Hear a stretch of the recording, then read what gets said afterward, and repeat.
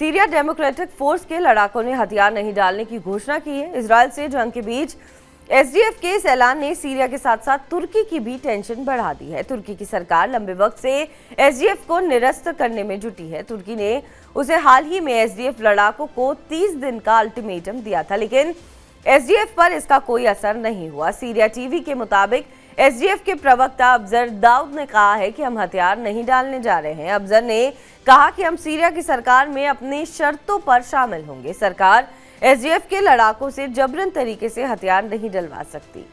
Syria democratic force का गठन साल 2015 में हुआ था।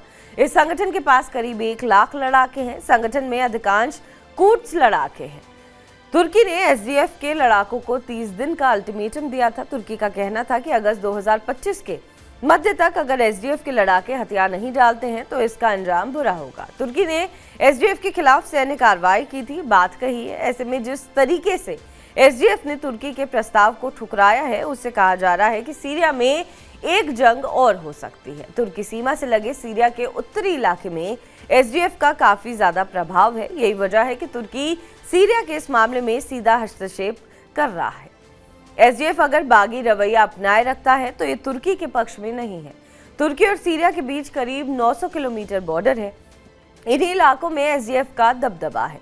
हुर्रियत मीडिया की एक रिपोर्ट में कहा गया है कि इजरायल सीरिया को 4 टुकड़ों में बांटने की कोशिश कर रहा है। इसके मुताबिक इजरायल की कोशिश दक्षिण में डूज राज्य, पश्चिम में अलावी इलाका, केंद्र में सुन्नी अरब राज्य और उत्तर में कुर्द राज्य स्थापित करने की है। इसी डर की वजह से तुर्की एसडीएफ को हथियार डालने के लिए कह रहा है।